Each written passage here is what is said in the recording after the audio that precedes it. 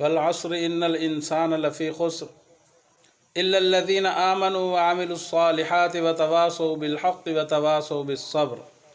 सदक़ल्लाहुल अज़ीम। कसम है ज़माने की, बेशक तमाम के तमाम इंसान खसारे के अंदर हैं, मगर वो लोग जो ईमान लाए और नेक आमाल किए और आपस के अंदर हक़ बात की तलक़ीन की और सब्र किया। ये कुरान पाक की मुख्तसर सूरह मुबारका जिसे सूरतुल असर कहा जाता है, अल्लाह तबारक व तआला इस सूरह मुबारका के अंदर कसम खाकर इरशाद फरमा रहे हैं। कसम किसी बात की अहमियत को जितलाने के लिए खाई जाती है। जब बात की अहमियत मकसूद हो तो कसम खाई जाती है, लेकिन यहाँ पर रब ताला जो अहकमुल हाकिमीन है, जो हमारा मालिक हकीकी है, वो कसम खाकर इस बात को बावर करवा रहे हैं कि वल अस्र, कसम है ज़माने की। बाज़ उलमा ने लिखा कसम है असर के वक्त की। इन्नल इंसान लफ़ी खुस्र, बेशक सारे के सारे इंसान नुकसान के अंदर हैं, घाटे के अंदर हैं। आगे फरमाया इल्लल्लज़ीन आमनू, मगर वो लोग जो ईमान लाए, व आमिलुस्सालिहात, और नेक आमाल करते रहे, व तवासौ बिल हक़, और आपस में हक़ बात की तलक़ीन करते रहे, व तवासौ बिस्सब्र, और इस पर जो उन पर मुसीबतें नाज़िल हुई उस पर उन्होंने सब्र किया। ये चार बातें इरशाद फरमा दी। पहले तो फरमाया कि सारे के सारे इंसान नुकसान के अंदर हैं। आज हम कामयाबी तलाश कर रहे हैं, लेकिन अल्लाह रब्बुल इज़्ज़त फरमा रहे हैं कि तमाम लोग नुकसान के अंदर हैं, सिरासर घाटे के अंदर हैं। हम कामयाबी किस में तलाश कर रहे हैं? हम देख रहे हैं कि जिसके पास रुपया पैसा है, बैंक बैलेंस है, वो कामयाब है। हमारे नज़दीक जिसके पास जायदाद है, ज़मीन है, वो कामयाब है। हमारे नज़दीक जिसके पास आला ओहदा है, वो कामयाब है। लेकिन रब ताला क्या फरमा रहे हैं? फरमाया कि तमाम के तमाम इंसान नुकसान के अंदर हैं। इल्लल्लज़ीन आमनू, मगर वो लोग जो ईमान लाए। इल्लल्लज़ीन ने आकर हमें बता दिया कि वो लोग जो ईमान लाए, पहला दर्जा हमें बता दिया गया कि ईमान वाले जो हैं वो नुकसान के अंदर नहीं हैं।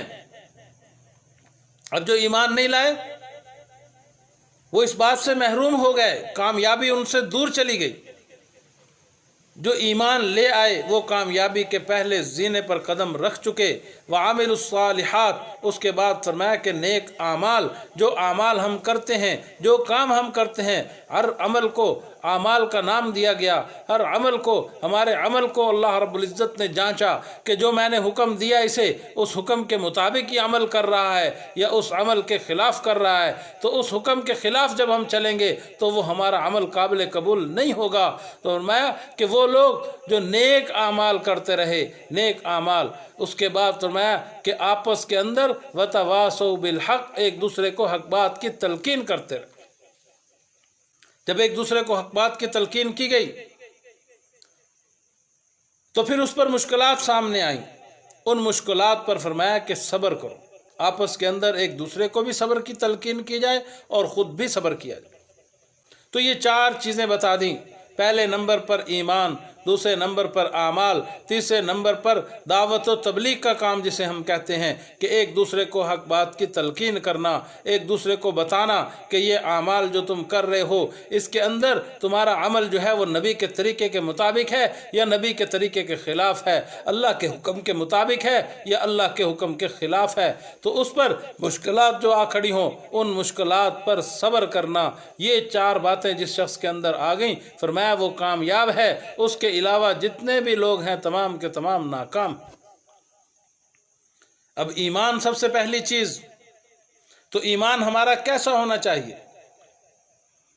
तो ईमान जो है वो ईमान मुफस्सल जो हम पढ़ते हैं, आमनतु बिल्लाहि व मलाइकतिही व कुतुबिही व रुसुलिही वल यौमिल आखिर वल क़द्रि खैरिही व शर्रिही मिनल्लाहि तआला वल बाअस बादल मौत, کہ ہمارا یہ ایمان ہے۔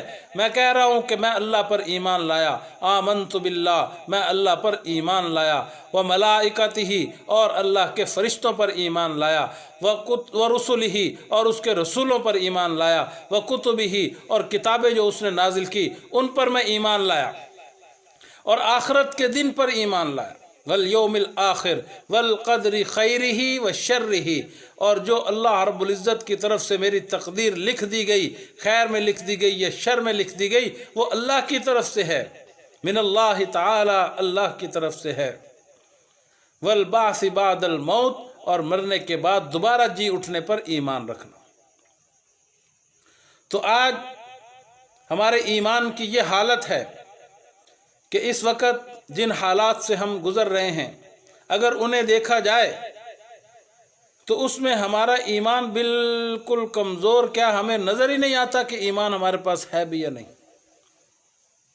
کہ ہم ایمان سے بہت دور چلے گئے،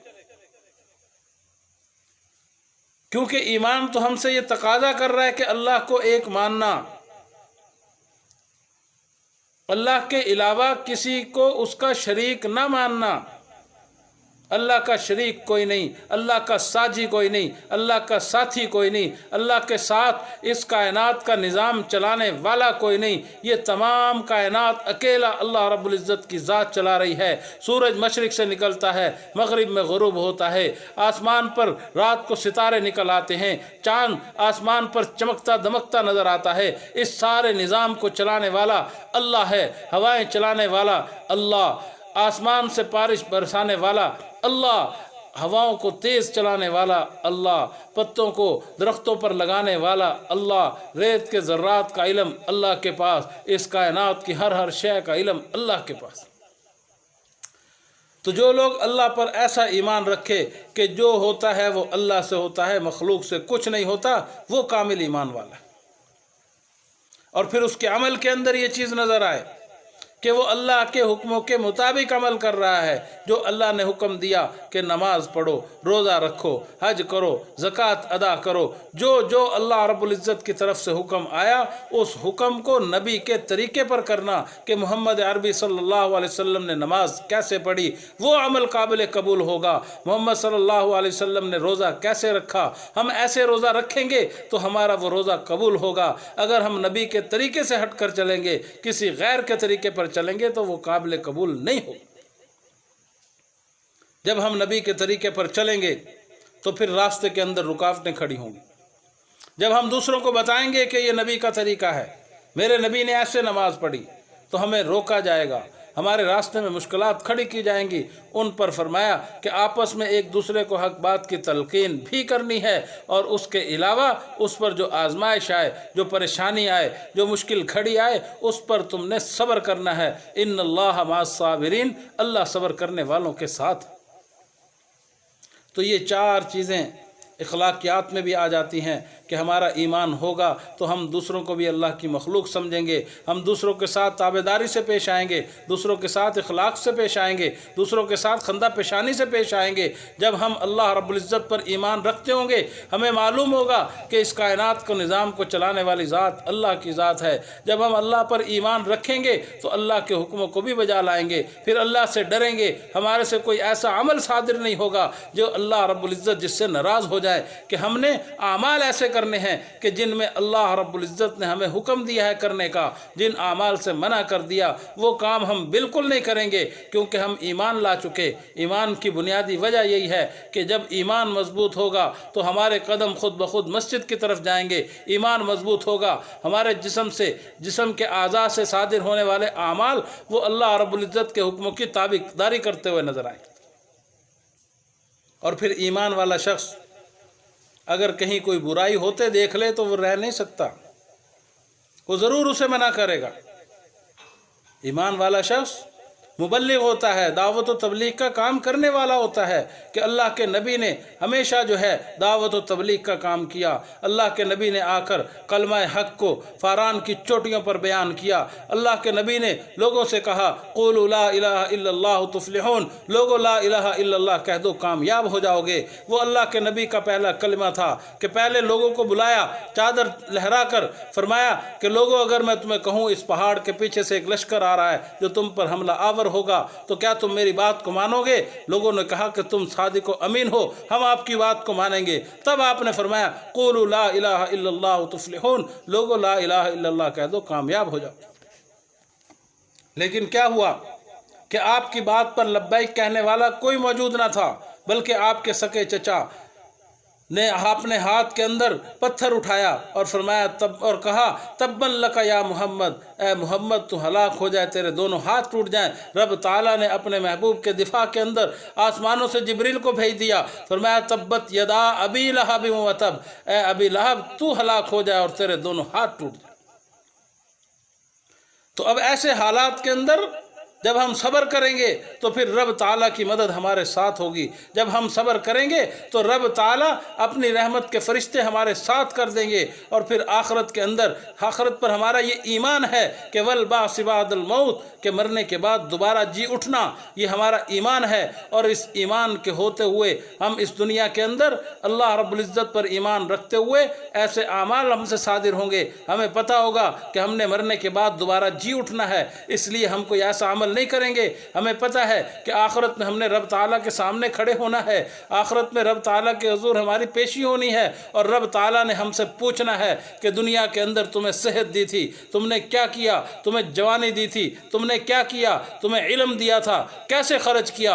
एक एक बात का हमसे सवाल होना है। जब दिल के अंदर इस बात का ख्याल होगा, इस बात का ईमान होगा, तो फिर आमाल भी अच्छे से सादिर होंगे।